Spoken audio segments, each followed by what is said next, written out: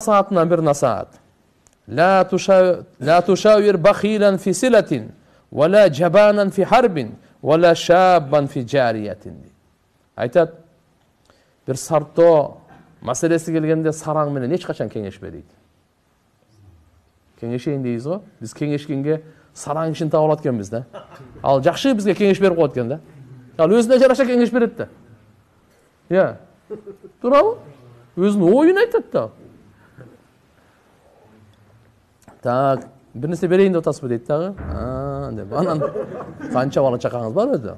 Деп анан сараң өзүнө жараша да. Сараң адам өзүнүкү эмес, башка бирөөнүкүн да бергиси келбейт. Башка бирөөнүкүн да кыра көрбөйт. Ошон үчүн айткан экен, сараң адам менен сарттоодо кеңешпеңиз деп. Согушка чыгуу маселеси болуп калса, коркок менен кеңешпе деген экен. Коркок эмне дейт эле? Үйдө отура бер дейт да. Анан айта турган сөзү дайын эле да. Ошон үчүн коркок менен кеңешпе дейт. Не деп атат? Вала жабанан фи харбин. Харб согушта айтат. Алар менен кеңешпе дейт. Вала шабан фи жариятин. Эгерде үйлөнүп тиякпай калса, бир жаш жигит менен алар менен кеңешпе дейт. Үйлөнүүдө. Жариятин деп ошо жаш кызды айтат. Ошо маселесинде кеңеше турган болсоң, анда жаштары менен кеңешпеген дейт. Жаш жигиттери менен кеңешпеген дейт. Башка менен кеңештиң деген эме өзүңө жакын туугандарың менен жана башка деген сөз. Бул жерде эми айтып атканы Лукмани Хаким баласына насаат айтып мындай деген экен. Балам, иштерди көп тажрыйбадан башынан өткөргөн киши менен кеңешкин деген экен. Себеп дегенде ал саңа ушундай оюн берет, саңа өтө кымбат баада турган оюн берет. Бирок сен аны бекер эле алып аласың деген экен. Карачы, ошон үчүн данышман Лукман деп айтылат. Лукман Хаким деп данышман. Кур'ан-ы Каримде Лукман деп өзү Алла Таала сүрөт түшүргөн. Ушунчалык насаатчы, ушунчалык данышман болгон. Ошон бир сөздөн баласына айтып аткан насааттары да Лукман Хаким бир жолу баласына айткан экен, балам, эки нерсени айтайын сага. Өмүрүң аягына чейин эстен чыгарбагын.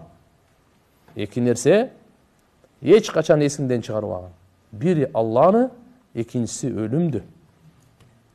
Эки нерсени айтайын, дайыма эстен чыгаргын деген экен. Бири бирөөгө жакшылык кылдыңбы, эстен чыгаргын. Экинчиси бирөө сага жамандык кылдыбы, эстен чыгаргын деген экен. Карачы, жашоого кандай гана керектүү насааттар. Ар бирибизге керек. Ар бирибиздин жүрөгүбүзгө рахат болсун. Ар бирибиз үй бүлөбүз бактылуу болойлу. Ар бирибиз күнөөдөн сактанайлы. Ар бирибиз Аллага шүгүр кылып жашайлы. Ар бирибиз жакшылыктарды көп кылайлы. Ар бирибиз бирөөнүн жамандыгы келсе, ага кек сактап, өчөшпөй, кагышпай, кандай насаат айтып койду. Эки нерсени унутпа деп атат. Алла менен өлүмдү эч качан унутпа. Алланы эстеген сайын, Аллаху акбар, жакшы. Алланы эстеген. Өлүмдү эстеген сайын жаман иштерден токтойсуң. Жаман иштерден токтойсуң. Эми башкаларга жакшылык кылдың, унут деп атат. Жакшылык кылдың, дагы жакшылык кыла өткөнсүң. Башкалар сага жамандык кылса эмне дейт? Аны дагы эстен чыгар дейт. Аны дагы эстен чыгар. Жалат болбой каласың. Бат эстен чыгар. Мына Лукман Хаким айтып атат баласына, иштерди башынан көп тажрыйбасынан өткөргөн ошол адамдан менен кеңешкин. Анткени ал сага ушундай бир ой берет. Ушундай бир ой берет. Өтө баалуу ой берет. Сен бекер эле алып аласың аны. Мына. Кээ бир данышмандар айткан экен. Сен кеңешкин, анткени оюңа ой кошулат. Данышмандардын акылын өзүңдүн акылыңа кошосуң. Анткени жалгыз ой сөзсүз тайгаланат деген. Жалгыз акыл сөзсүз кээде баары адашат деген. Бекеринен айтпаптыр, ошон үчүн сөзсүз иншалла башка акылдан сурап кое бер. Кудайым буйурса, Пайгамбар саллаллаху алейхи вассалам хадиси бар.